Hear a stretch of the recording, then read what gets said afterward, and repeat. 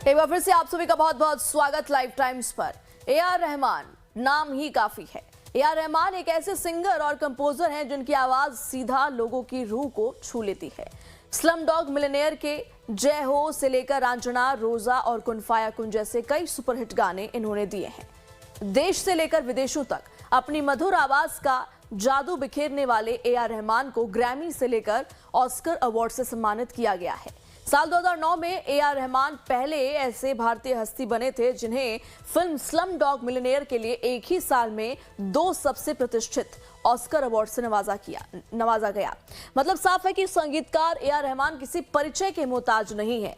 इन दिनों नितेश तिवारी की रामायण में काम करने को लेकर वो चर्चा में बने हुए हैं, लेकिन उनके सुर्खियों में आने की एक और वजह भी सामने आ चुकी है और इस पर विवाद भी खूब होने लगा है।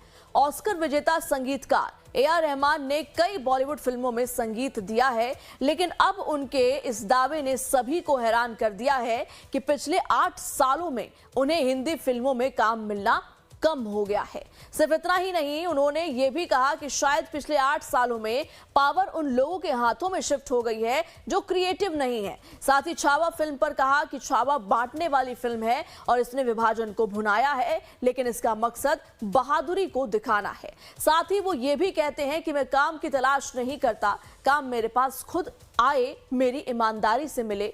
बॉलीवुड में रहमान के काम न मिलने वाले बयान ने सोशल मीडिया से लेकर बॉलीवुड के गलियारों तक एक नई बहस छेड़ दी है। सिर्फ बॉलीवुड ही नहीं बल्कि ये मामला सियासी भी होता दिख रहा है। देखिए, कला का क्षेत्र हो, संगीत का क्षेत्र हो या समाज का क्षेत्र हो, इसमें जो लोग भी हिंदू मुसलमान करेंगे वो पाप के भागी भी होंगे, श्राप के भागी भी होंगे। अगर आप कला के क्षेत्र में देखेंगे तो तुलसी ने, सूर ने, रसखान ने लगातार ईश्वर के भजन की बात की है। रहीम ने लगातार ईश्वर के भजन की बात की है। कृष्ण को तमाम मुस्लिम जो है कवियों ने, गोपाल बिहारी बनवारी, मनमोहन कृष्ण कन्हैया की, धर ध्यान धरो दंडौत करो जय बोलो कृष्ण कन्हैया की, ये नजीर अकबर आबादी ने लिखा हुआ है। तो इस देश में अगर कला को भी हिंदू मुसलमान में बांटने लग जाएंगे तो इससे बड़ा दुर्भाग्य इस देश का कुछ नहीं होगा। जो लोग भी ऐसा काम कर रहे हैं वो पाप के भागी भी हैं और श्राप के भागी भी हैं। भाई, ए आर रहमान से हम लोगों ने ऐसी बातों की उम्मीद नहीं की थी साहब। अच्छे वो कलाकार हैं, अच्छे म्यूजिशियन हैं, लेकिन जिस तरीके की जब वो जितनी शोहरत उनको इस देश में मिली, आज उसी बॉलीवुड इंडस्ट्री को वो कटघरे में खड़ा कर रहे हैं, ये तो बड़े अफसोस की बात है। और आज भी बॉलीवुड में क्या सलमान खान नहीं है, क्या आमिर खान नहीं है, क्या उनको काम नहीं मिलता है? क्या मुस्लिम डायरेक्टर्स नहीं है, मुस्लिम एक्टर्स नहीं है, मुस्लिम एक्ट्रेसेस नहीं है, क्या उनको काम नहीं मिल रहा? बिल्कुल मिल रहा है। लेकिन रहमान साहब, अगर ये क्रिएटिविटी की दौड़ है, यहाँ टैलेंट की पूछ होती है, अगर समय के साथ अपने आप को ढाल नहीं पाए, उसके कारण अगर आपको काम मिलने में कमी हो रही है, तो एक अपने आप के लिए सेल्फ पिटी वाला ये कहना कि मैं मुसलमान हूँ और मुझे कम्युनल एंगल के कारण काम नहीं मिला, ये आपको शोभा नहीं देता। ए आर रहमान के साथ बॉलीवुड के सभी बड़े प्रोड्यूसर्स ने काम किया है।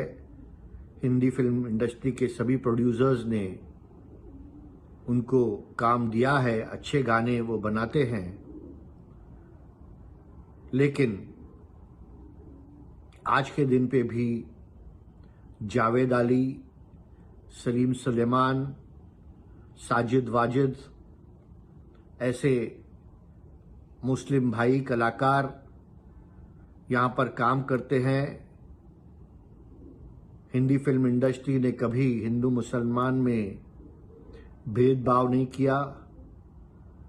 दशकों से हिंदी फिल्म इंडस्ट्री में बड़े बड़े मुसलमान स्टार्स और कलाकार रह चुके हैं और इसके अलावा आज के भी जो 3 बड़े स्टार हैं, शाहरुख खान, सलमान खान, आमिर खान, ये तीनों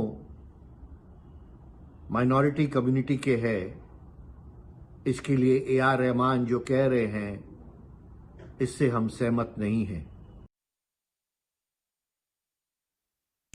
महान संगीतकार ए आर रहमान का बयान क्या वाकई में बॉलीवुड की पोल खोलता है?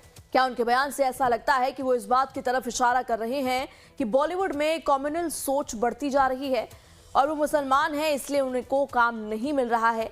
तो इस पर बॉलीवुड से लेकर साधु संतों की भी प्रतिक्रिया सामने आई है, जहां जावेद अख्तर ने कहा कि ऑस्कर विनर जैसी महान शख्सियत के पास छोटे निर्माता झिझक महसूस करते होंगे।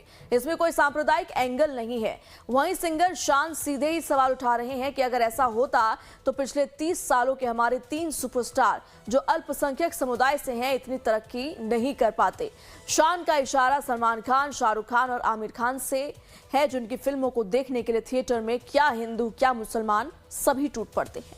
सिंगर अनूप जलोटा ने कहा कि ये गलत बात है। ए.आर. रहमान ने 25 वर्षों का काम मात्र 5 वर्षों में कर दिखाया है, इससे अधिक और क्या कहा जा सकता है। लेकिन राजनीतिक गलियारों में इस पर अलग तरीके से रिएक्शन देखने को मिल रहे हैं। सपा प्रमुख अखिलेश यादव ने कहा कि ए.आर. रहमान देश और दुनिया के बड़े कलाकार हैं और कला, संगीत और संस्कृति को धर्म या भेदभाव के नजरिए से नहीं देखा जाना चाहिए। लेकिन कांग्रेस के सांसद इमरान मसूद को लगता है कि अगर किसी को धर्म के कारण काम से वंचित होना पड़ रहा है तो ये पूरे देश के लिए गंभीर सवाल खड़े करता है। जबकि इस मामले को हिंदू मुसलमान के नजरिए से देखने वाले को बीजेपी नकारती है, वहीं ए.आर. रहमान के बयान से साधु संत काफी नाराज दिखे। जगत गुरु परमहंसाचार्य महाराज ने कहा कि फिल्म इंडस्ट्री में उन्हीं को काम मिलना चाहिए जो अच्छे इंसान हैं।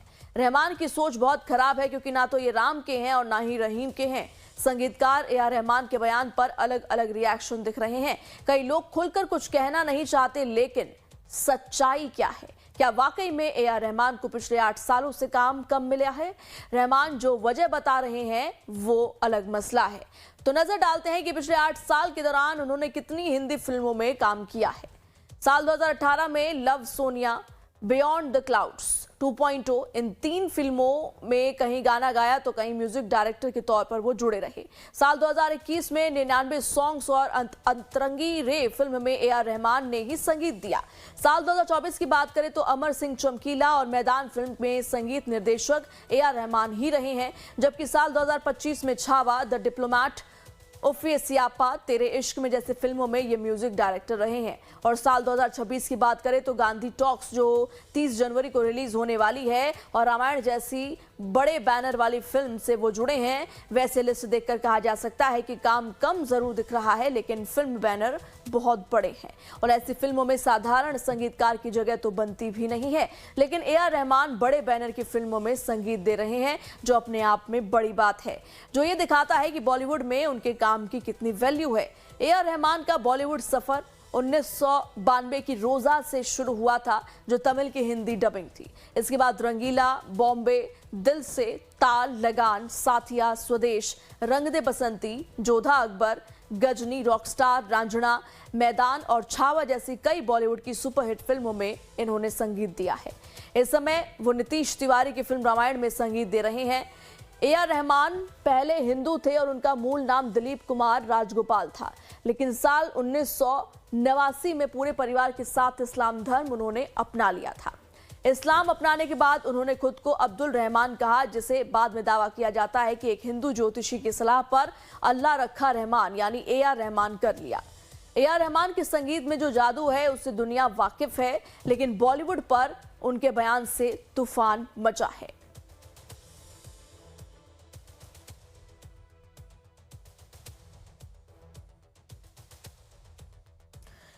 तो रहमान के बयान पर सियासी तूफान देखने को मिल रहा है। हालांकि देखिए, इस पूरे मसले को लेकर के पॉलिटिकल रिएक्शंस अलग हैं और जो बॉलीवुड जगत के संगीतकार हैं, जो सिंगर्स हैं, उनका ये कहना है कि अगर ऐसा होता तो आखिर जो बॉलीवुड के 3 बड़े नाम हैं जिनका भी ताल्लुक उसी समुदाय से है, तो आखिर उनका नाम कैसे उजागर है और वो अब तक कैसे सुपरस्टार बनकर के बरकरार हैं।